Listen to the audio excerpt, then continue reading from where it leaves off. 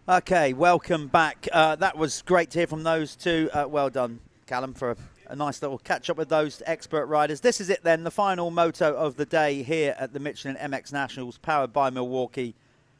Round 2 at the famous Hawkstone Park. As you can see, this is Hawkstone. This place is iconic. That pretty much says everything you need to know. One of the most demanding and, well, popular tracks on planet Earth. Racing been going on here, as you saw in our little history lesson earlier on, since the 40s. And we're still going strong here in 2021. Hopefully, I'm sure we'll be back in 2022. Sometime throughout the summer, we will announce our plans for next year. So keep an eye on our website, mxnationals.co.uk, all our social media. You can follow us on Facebook, Instagram. Elliot, our resident photographer, Elliot Spencer, is out there taking a load of pictures. Mark Carter out there making a video edit. So follow us in the week when we start uploading that kind of stuff. Hopefully you've really enjoyed the live stream here today. It's been great having you with us. Remember, all those platforms you've been watching on, they're going to keep growing. All our sponsors, you can watch it on their platform. We're going out on Milwaukee's Facebook page, Michelin, as well as our own, of course. We're also going out on a Pico Factory Racing's Facebook page, Sintel, RFX, Dirthub, all going out, a free-to-view stream. We're trying to push motocross out to a new audience, so we hope that you're going to get behind us and support this series as we move forward. The pro riders, the fastest 40, you can see them behind the banner saying this is Hawkstone. They are in the waiting zone, the pit box. They've had their sighting lap. Pros get a sighting lap because the track's changed, obviously, a lot since they last raced. And being pros, we're now going to get them stacked and racked on the start line for this, the final moto of the weekend.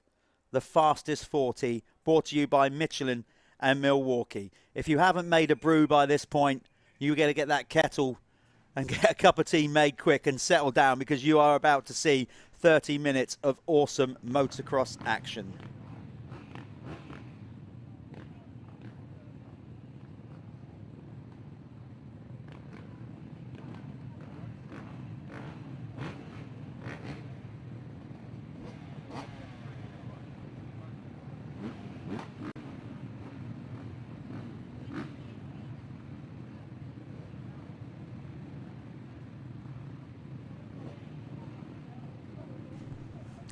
Okay, you can see them coming to the line. What an array of talent. The fastest 40 riders in the UK.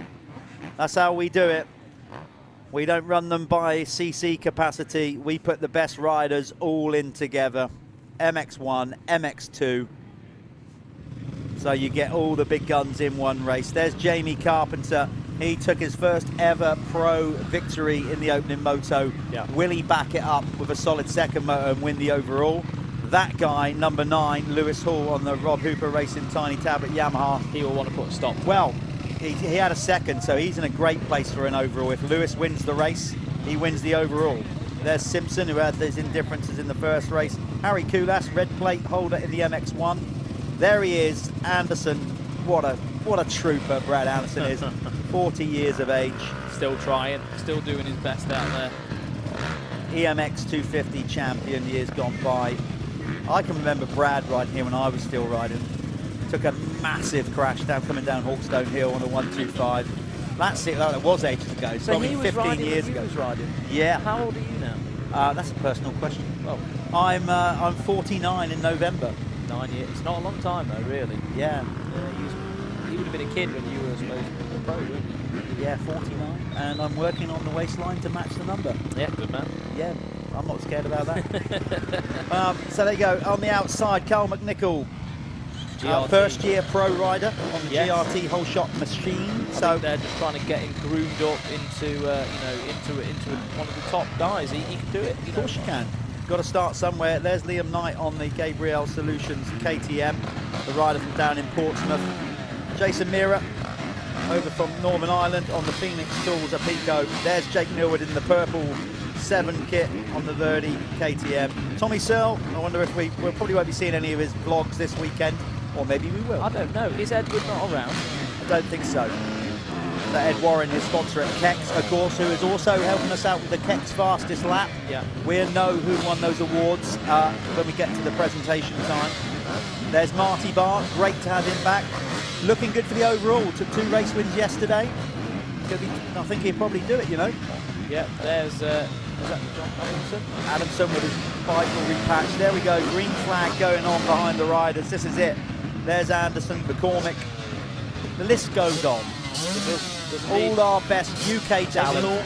All our best UK talent at the biggest British Motocross Championship. Lewis Hall, Lewis Hall on the inside. That's interesting, isn't it?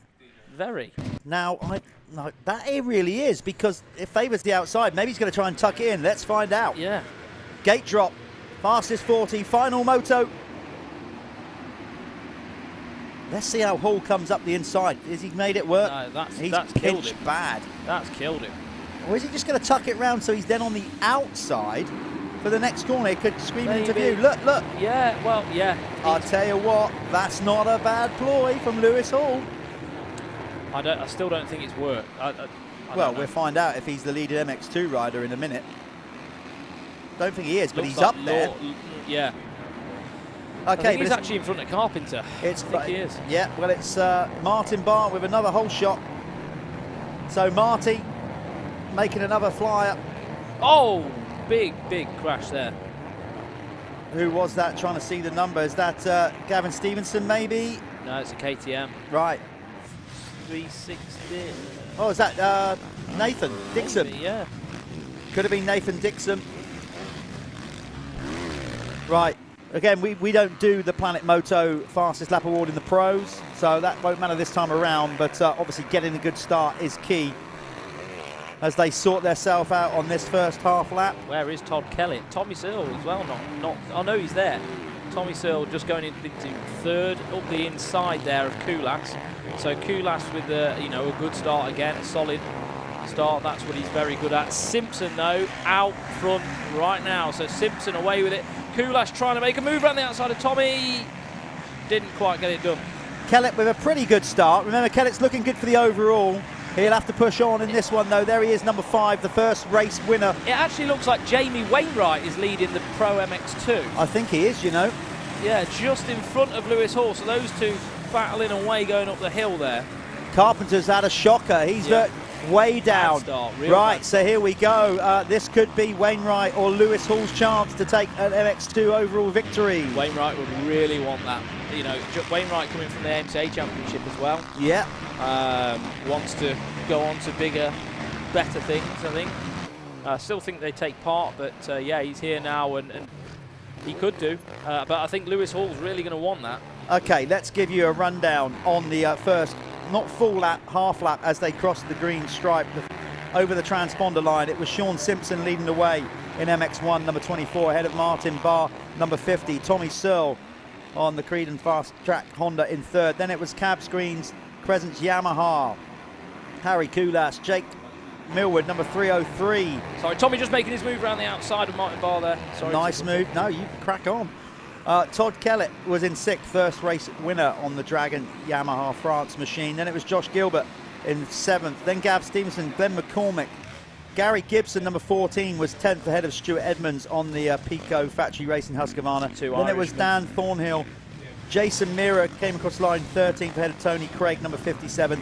Then Brad Todd on the Motocycle Yamaha. And then Liam Knight on the Gabriel Solutions KTM. Right, 250s. Let's get this to the point. Jamie Wainwright is leading the MX2 Pro class ahead of Lewis Hall by half a second. Then it was John Adamson on the Gabriel Solutions machine ahead of Brad Anderson, Verdi KTM. Then Jamie Law at Pico Husqvarna ahead of Carl McNichol on the GRT whole shot machine. Then Sam Nunn on the Rob Hooper Racing Yamaha Tiny Tablet machine. Then Carpenter, first race winner, down in 8th on his JC184 machine. Then Carlton Husband still out there trying to salvage points with that broken collarbone, shoulder blade.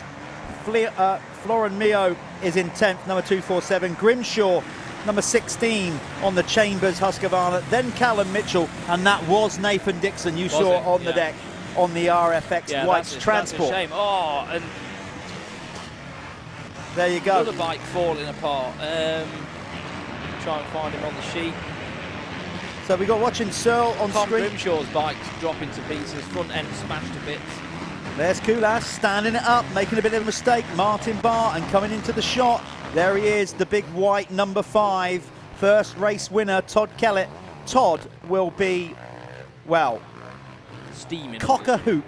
Yeah. If he ends up winning this thing. Yeah. Because he doesn't race much motocross anymore. He's so focused on sandcross racing and beach racing. Yeah, from that conversation though that I had with him, it's a bit of the Nathan Watson sort of vibe, you know, like his passion is motocross. Yeah. He's sort of had to earn a living, you know, so that's where his path led to the beach racing side of things. So if he can show, you know, some people that he's still got that band at motocross, then maybe even Dragon Yamaha France might, you know, help him a little bit more with some of these races. I don't know. So well, I'd like to think, you know, they're going to get good exposure of this because, of course, we're going out all across the globe free of charge. So I'd like to think the guys in France, Yamaha France and big Dragon, up to you guys. Are watching this. And thanks for letting Todd come and race with us. Yeah, big thank you to you guys for letting Todd come and race with us because it's made it a lot more interesting. It has indeed. There's Tommy Searle. Obviously, he is out of championship contention because round 1, he just missed it all. He had to pull out of the first race, feeling incredibly rough and really ill. He just come for some of the spoils, hasn't he? Yeah, and so he's basically just lost a load of points from round 1. So Tommy to win this championship is really a bit unrealistic. Kulas, on the other hand, is in the driving seat, number 151. And Todd Kellett. Yeah, Todd was at round 1. Of course he was. Todd Kellett's leading the way. Yeah. Todd Kellett is leading the way. This championship. And he would have stretched out his lead after the first race today. So yeah, that's going to be a good fight. 2 Yamaha teams as well. So let's see where we're at in MX2. Who's still leading? Is it still Wainwright? Lewis Hall, number 9, is your new MX2 race leader. And with that, if he keeps it there, he will win the overall for the Rob Hooper Racing Tiny Tablet Yamaha team. That would be a nice turnaround, wouldn't it? Yeah, they're powered by GearTech as well. So, well, Lewis Hall, there's a long way to go, but he's fit, he's strong, and he loves the soft stuff. Yeah, he does. He was going round FatCats, wasn't he? But it was just one issue after another for him. He's going well as well because he's not only has he overtaken Jamie Wainwright in 1 lap, he's pulled 6 seconds clear. Yeah, big pull away. That is that's something. So we're going to see Jamie Wainwright in second. Though. Yeah. Privateer rider, you know, just a family. Here comes Kulas on Searle up the inside. The cab screens, Crescent Yamaha. No, Searle pinches him off. Just able to carry a little bit more, you know, speed around that outside line. These guys, top of their game, pro. They know where they're good on the track. They know where they're bad. You won't see so many pro riders just like we saw George in the previous race, just sticking it in there. Yeah, they're just they know where to make their moves like that. There you go. Harry Kulas probably knew that Searle wasn't jumping into the sandpit. Yeah. Bide your time, and he makes the move cleanly past Tommy Searle.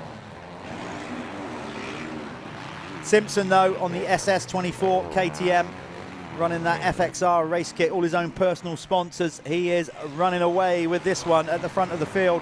Kulas now up to second. He is going to be 11.3 seconds behind. Todd Kellett now closing in on Tommy Searle, number 5. There he is. So in a minute, we're going to try and find the 250 race leader. Here he is, number 9 on the Yamaha, Lewis Hall, charging up through the field, the leading 250 rider. He keeps his head down, staying out of trouble. So we'll get Lewis Hall on screen, the Rob Hooper. Here he comes. Rider. He's going to come into view right now on the screen. Next rider into shot will be Lewis Hall coming around the corner. There he is with the white crash helmet, blue bike.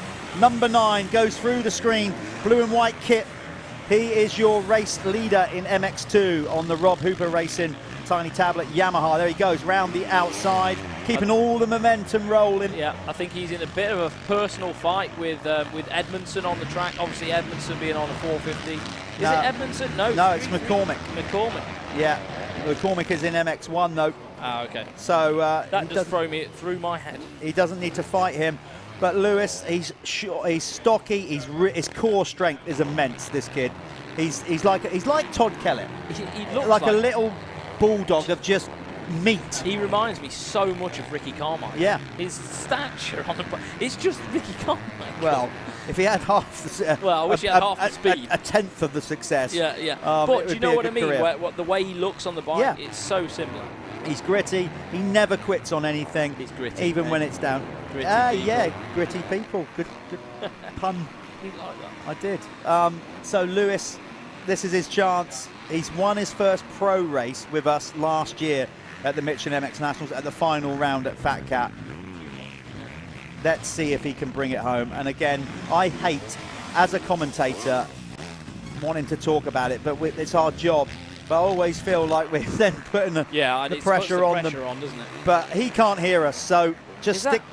He jumped into the hole past McCormick. He's flying. He didn't need to overtake that guy, but obviously he's feeling it. He's got the momentum going. Leave the foot pegs scraping. I know, savage. There's flat lines next to the ruts. It's utterly savage, this sport, but it is so rewarding. I can't say it enough. Like when you know you've had a good race and you've left it all out there on the track, there's no feeling like it. Yeah, the effort that these guys put in is just immense. I've just seen Lewis Hall with he had almost a paragraph on his pit board then. So there's Lewis flying up the hill, way ahead.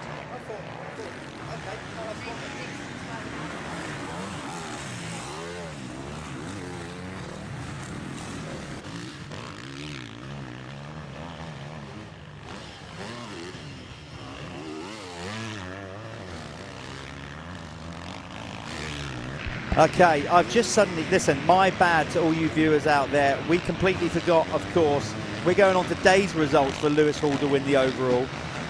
And of course, he wasn't here yesterday, so the overall race win, round win, is done over 4 races over 2 days. My bad, people. We're in this unusual position where some riders didn't race yesterday. Unprecedented, of course, and we really hope that never happens again. It shouldn't do. It can't happen again. Basically, we don't need that. You know, that's not good for the sport, but we're not going to go into that now. But Lewis Hall is not on for his first pro overall win because, of course, Jamie Wainwright was here yesterday. So now, like, as Nathan Dixon was as well, so actually it'll probably be one of those two that are going to win the overall. Lewis Hall will obviously make a load of championship points today, but he won't win the overall, and it's the same for MX1. Yeah. Martin Barr's looking great for the overall, not, you know. Yeah. And Todd was here yesterday. Todd Kellett, yeah. So I think Martin needs to pass Sean, which isn't going to happen. That's the conversation I just had with Becky. So at the moment, as it stands, well, I say it isn't going to happen, very unlikely. As it stands, Todd Kellett will win the overall. Yeah. Todd Kellett will the overall MX1 category. MX2, it's either going to be Nathan Dixon, or Jamie Wainwright.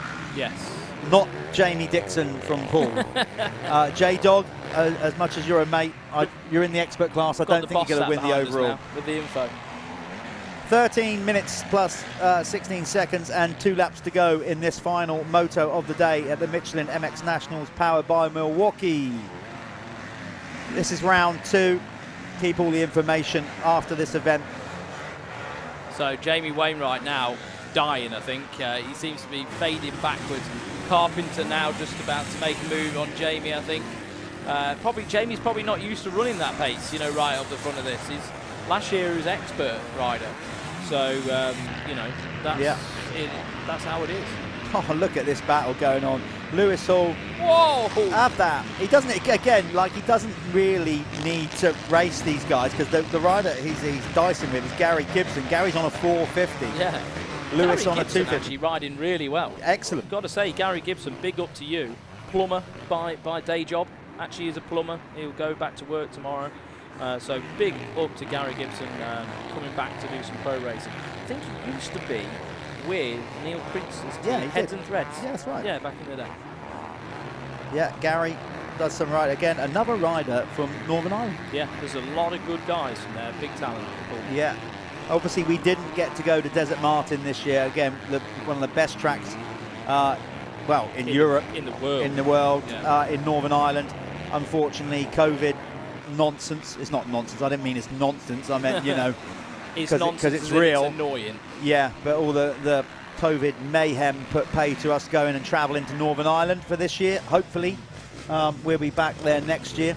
I know there's some debate on whether the track over there is going to be under new ownership or whatever for next year, but either way, it would be great if we could get the championship to Desert Martin next year. I imagine the tracks suffered financially.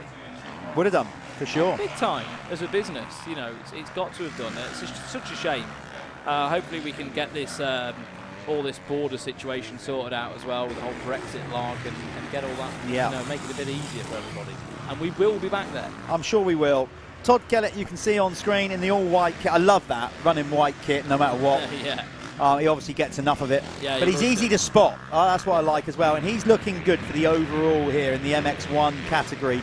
If he keeps going like he is, that rider right on your screen, Todd Kellett, TK5, will win the overall and be the championship leader. We might see a red plate on his bike at round 3. He actually will be, yeah, and hopefully Dragon Yamaha, please.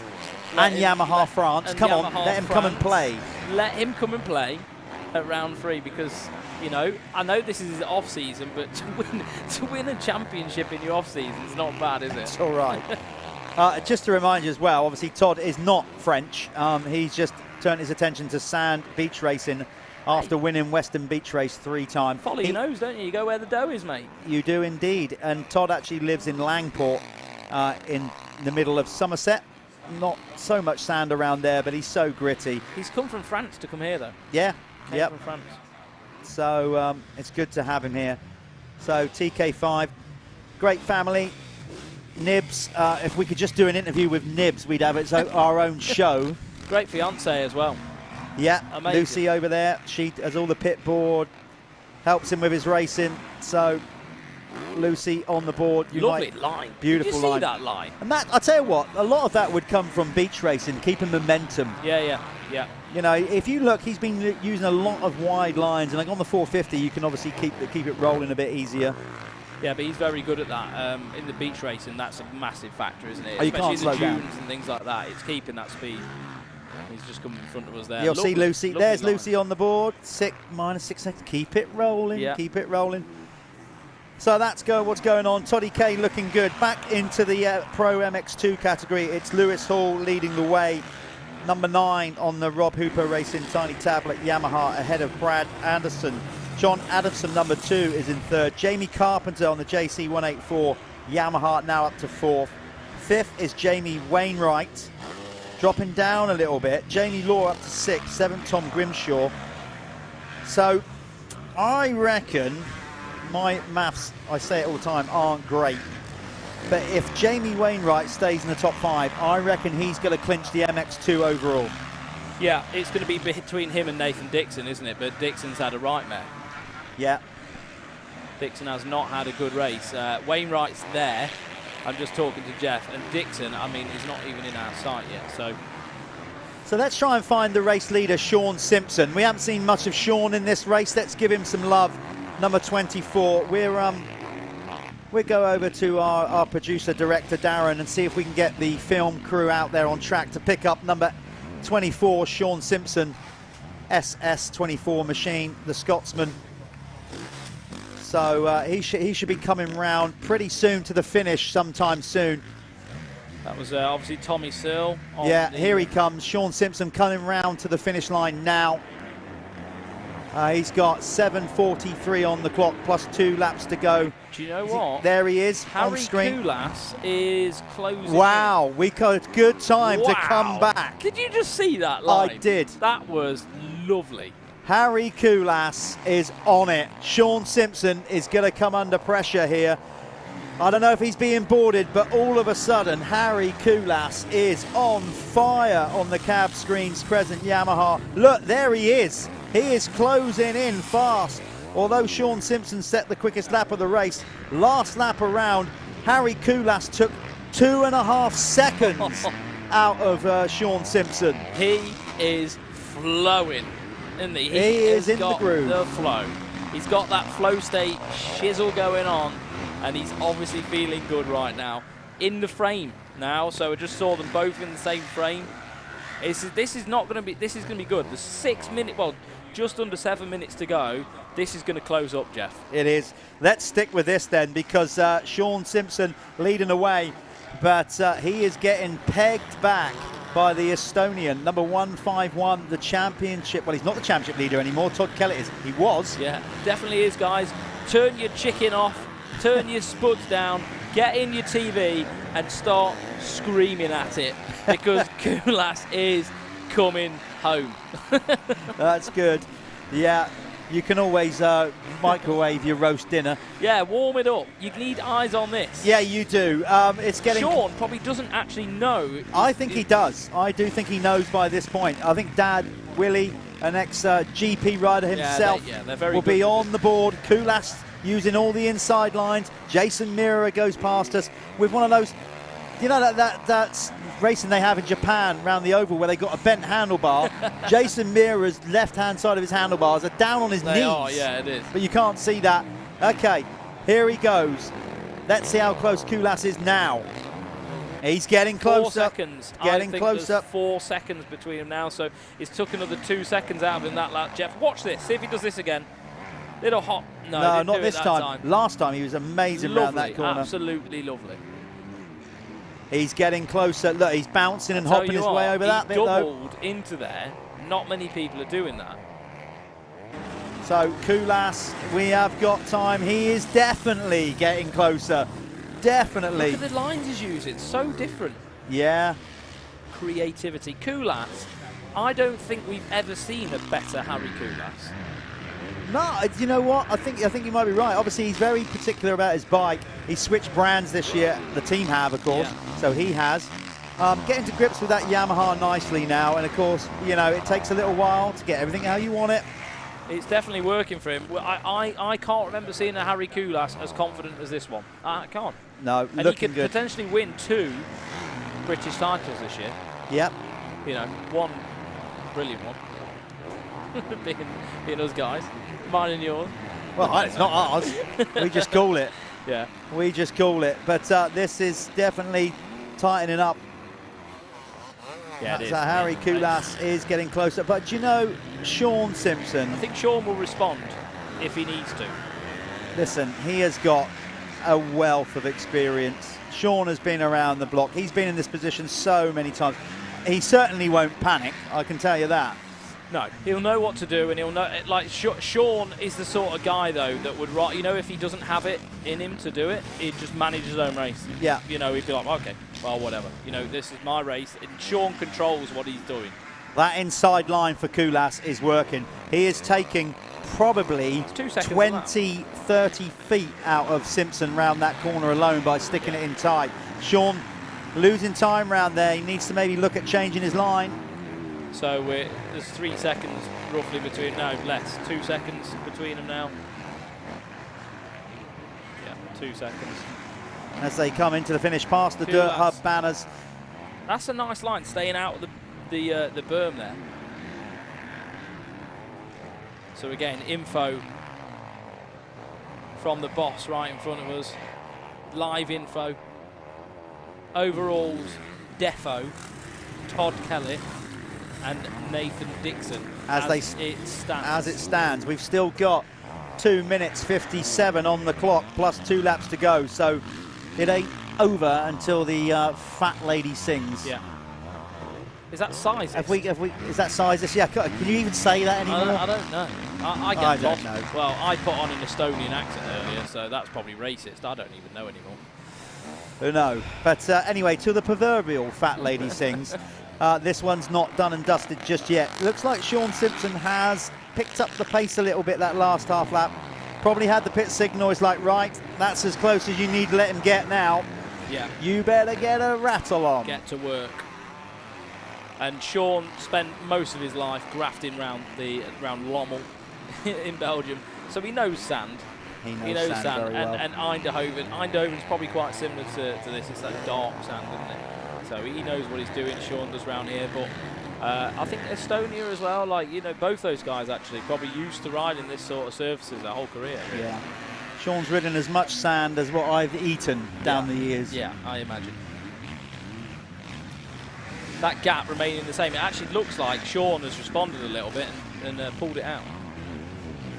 Yeah, back in MX2, Brad Anderson is now leading the way, so we've lost Lewis Hall. Lewis Hall has gone out of contention, dropped Ray down. So while we were watching this MX1 battle, Lewis Hall goes out. Guess who's leading MX2? Go on, take a guess. Ando. Yes, 40 years of age, leading the Pro MX2 category. Oh, hang on, who's gone down there? Oh, 32. Oh, so that's Callum Mitchell. Callum Mitchell on the RFX Par Homes. So Par Homes RFX. Brad Anderson on the Verdi KTM leading the way. That's cool. Jamie Carpenter's worked about the second in that class. Good on him. Yeah, good ride. Needs the dough, mate. Needs the dosh. Yeah. Get him to the next round. Needs the vonga, the old smackaroos. That's why Tommy's here. That's what Tommy's doing. That's why they're all here. Getting his pocket money. That's what these guys need. We need to get a sustainable championship where these guys can earn money. The effort that you put into it. You know, we're trying to raise the game here in British motocross. We want these guys to be able to go home with enough dough to get to the next race. That's the goal, isn't it? Well, we'd like to build it up, but obviously, hopefully this live stream will help any people that want to support the Michelin MX Nationals start putting money in these guys' pockets. Exactly, and if you do want to support the Michelin MX Nationals, if you like what you're seeing right now on these screens, then get in touch with us, email us, let us know what you'd like to do. Every little helps. It does indeed. Simpson has definitely responded here. He is in true gentleman-like GP fashion. Because he's actually starting to check out a little bit now. Whether, I don't know if that's Kulas has just given it his all and sort of starting to run out of steam a little bit. I think Simpson's just, I like to say GPing. Yes. He's GPing. He's controlling the race like a gent. And those guys are so conditioned to be able to do that. He'd have looked at the board, what his dad was saying. Kulas would have been all in. Sean would have gone, all right, I'll take a lap. I'll get a breather. And now look at him, he's gone again, hasn't he? He's shifted it up again. That's what those guys do. They don't just twist the throttle like we saw George Dibudge doing, hanging off the back of that Yamaha 450. Little bit of planning starts to have to be involved, doesn't it, at the top, at the top level. So Simpson looks like he's back in control, got his grip on this. 2 laps to go. You'll see the board. There it is. Barry Ward with the board. 2 laps to go. And also a nice simple message for Sean as well. Just 2 laps. That's all that was said to the number 24 SS24 KTM rider. So yeah, he's in control of this one. In the MX2 category, it's number 60, the 40-year-old Brad Anderson on the Verdi KTM. We'll have to give him a round of applause. We will. Have to. Giving him, that's a good Father's Day out for him. He's got his son Vinny, who's now taken up the sport. That's one of the reasons, not just age, that is one of the reasons why Brad is parking it up next year, so he can spend more time with Vinny. Yeah, Vinny's quite a good rider actually as well, from what I've seen.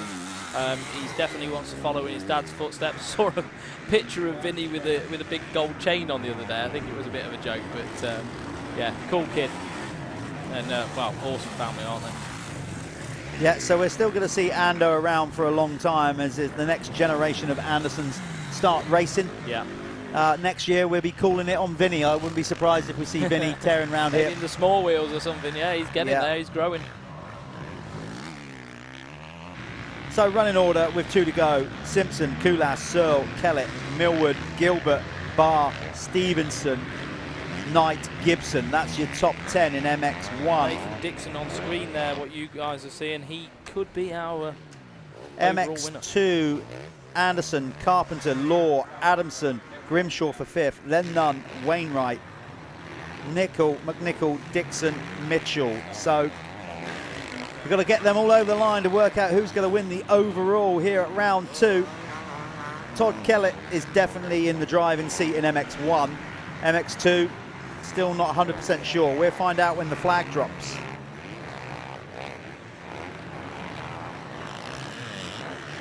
Here comes Simpson, 1 lap to go. Sean Simpson, 1 lap to go on the SS24 machine.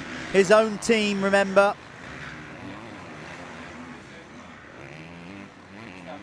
looking good. Kulas, I think, has also backed it down, you know. Yeah, he has. I think he's thinking championship at this point. There's Nathan Dixon, front end mudguard all smashing about, but he had that first lap crash. But he is in contention to win the overall here, 360 on the, oh my God, Nath, keep it on 2 wheels. Yeah, it's between him and Jamie Wainwright, but I think he definitely had some better results yesterday than Jamie, so it will be Nathan Dixon.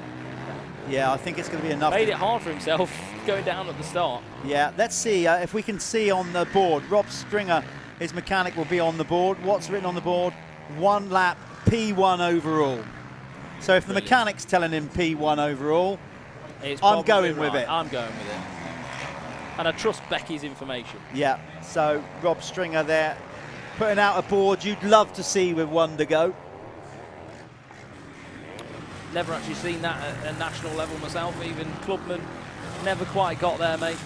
Never quite got there. Maximum I saw was P8, I think, around Milton Mousehole back in the day. But I did some club racing. But you did some, and you have no regrets, mate. And here you are in the booth, calling the sport that you love. I do. I absolutely love it to death. There's Todd Kellett on screen there on the Dragon France Yamaha.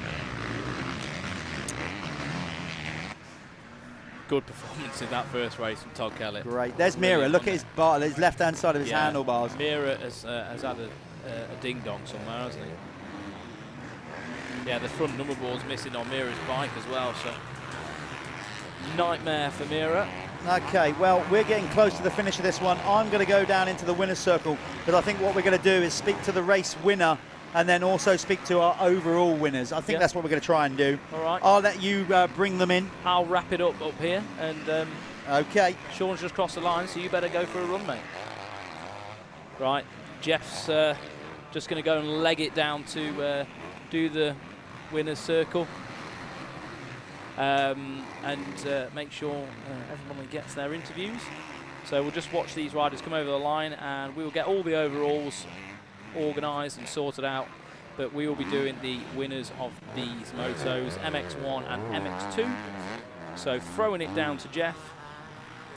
That's it for me, actually. So I'm going to say goodbye for myself, and thank you very much for being patient with us and with the live time and everything. And yeah, thanks very much for listening to me for the last 8 hours or so. Thank you. Bye bye.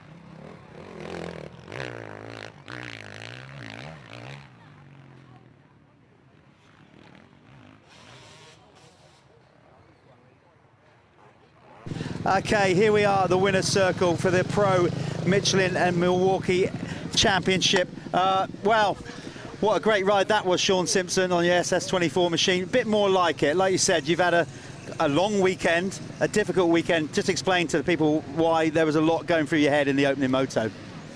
Yeah, it was good to ride the British Championship yesterday. I had a disastrous first race, won the second one. And then we come up here last night, and unfortunately one of my bikes got stolen out of my van last night, or out of my trailer, should I say. So yeah, wasn't really with it in qualifying, although I managed to go pole. And then yeah, just kind of made a few little mistakes, and Todd won the first one fair and square. He was riding really good.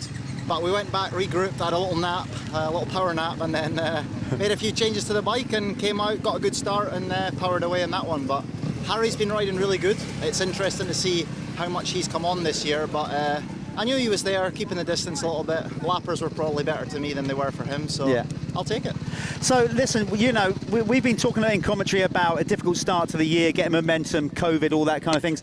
Do you feel like you're starting to be where you want to be now, regards if you're not necessarily the results, but you're riding? I would say there's glimpses of it. Yeah. It was nice yesterday to get that monkey off my back with a race win again today. So it's an MX Nationals. We've got a lot of the good guys here. A win's a win, and Todd should be really proud of that first one, because, you know, had that been a British Championship, he would have won the first race. So fair play. But yeah, I'm not getting any younger, and it just seems to take me all day to get into it. By the time I'm going home, I feel, you know, like I've got the bike in good shape and all the rest of it, and then we go to another track and I'm scratching around in the morning again. So once we get things sort of evened out, then it's going to be a bit more plain sailing. Well, we'll have to throw in some extra motos next year then, just to keep, so you're... Couple of 40-minute practices. Couple of 40-minute ones, yeah. How have you enjoyed your Father's Day? Have you had the family here? It's good, yeah. I had a little handwritten card this morning from the kids, so a few scribbles on there, which was nice. And yeah, I gave my dad a pat on the back and said, well done. Keep spinning the spanners. He's been doing a good job.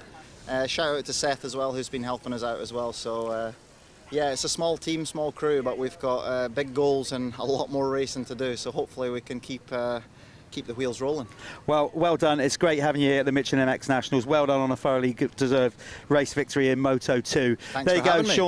Sean Simpson. We're going to get the overall winners in now while we're still on live. We got Brad as well. Let's get Brad in. Yes, let's get Brad Anderson in. Always good value. We'll move Sean out of the way. Thank you. Without riding over these cables. Let's get Ando in. He's bikeless, but he doesn't care. Right, this is where you do karaoke. Brad, we were talking about it in commentary. 40 years young, still winning motos in your final year. Got to be made up with that, haven't you? Yeah. As I say, this season has went to plan so far, and I never thought I was going to get back on the podium before I finished, but here it is, winning a race. It's just unbelievable, and can't thank the team enough. They always stick behind us, and mechanic Chris, just work good together, and I just got my head down there that last halfway through and managed to pull through and did the best I could. I am going to remind you of this. I think when I was racing way back, probably about 15 years ago, I can remember you having a perler down the hill. Long time ago, here you are still winning races. You know, are you still standing by your decision that this is going to be your last year? Yeah, I say it's going to be my last year, but I'm going to probably have a bike and do odd rounds on my own bike and concentrate on my little lad now, and because he's got his first national next weekend, so put a bit of time into him. And how's it been today? A great Father's Day, obviously having Vinny here. Yeah, well, I'm here with Chris today. Vinny had his first race yesterday, and he won his first ever race, so and I wasn't there, so it was a shame, but me and Chris was solo this weekend. What a great Father's Day weekend then. Dad and boy winning the motos. Good luck, mate. Good luck at round 3. Great to see it. Brad Anderson on the Verdi KTM taking the win in the Expert MX2, sorry, Pro MX2 category. We're going to bring in the overall winners now. And wow, it's great to have this guy here, let alone winning. Let's bring him in then. Toddy K, let's get that whacked in front of you so we can... Is that too high? Because that's too high. I'll low that, because me and Todd are basically challenged by height. So, Toddy K, there's Paul Irwin to congratulate you on your overall win here. Todd, seriously, you come in and did the MX Nationals, you know, your season was up in the air with COVID and everything. Here we are at round 2. Winning the overall, leading the championship. Where do we go from here? Yeah, I mean, it's a shame. Obviously, the boys weren't here yesterday, and, you know, it is what it is. You can only beat the guys which are there, I guess. But, no, I'm really enjoying it. At the end of the day, this is sort of my off-season. Normally, I start training in September for the 2K in January. So now I'm sort of just in limbo, but I enjoy riding, you know. I love riding. I'm enjoying the 450 at the moment, and... just happy to be here. Just happy to be here. I bet you are with that. Yeah, we saw Lucy, your fiance, on the board. It's just a great day. Dad, a good reward to Nibs. Yeah, Dad will be over the moon. He'll be throwing the Thatchers back tonight, won't he? I actually got him Bombay Sapphire, so he'll be loving that. Oh my God! But no, I'm really pleased. Good prize money as well. I need a dual mass flywheel on my van, so. Yeah, that can pay for that. Well, there you go. I'm glad we're putting money in your pocket. Nice one, TK5. It's great to have you. Hopefully we'll see you at round 3.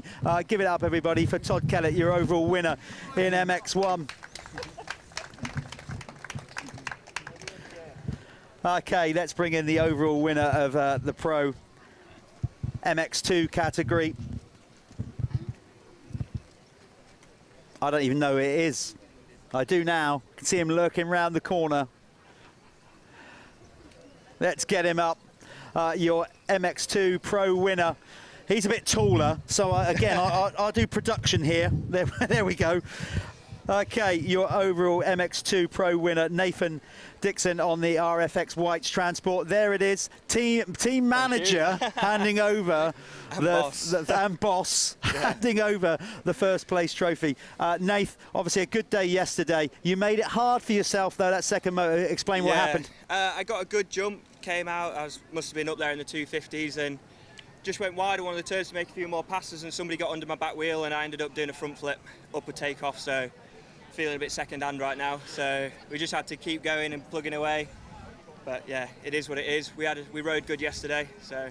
Did your mechanic, Rob, inform you where you were regard to the overall early doors? Rob was keeping me up to date, so I managed to keep going, whether I had to push harder or just, you know, bring it home. So yeah, no, he's keeping me up to date with what was going on, but it's such a shame because we got out the gate good and we were on for repeating yesterday's performance. You're obviously a bit bruised and battered, but that is your first overall pro victory ever. The boss man, not only the boss of the championship, is your team boss, but he's also your boss. Yeah. Surely you can sweeten him up for a day off tomorrow, can't you? Well, the thing is, we got a lot of work to do tomorrow, so it'll be going on the office wall, and we'll be cracking on Monday morning.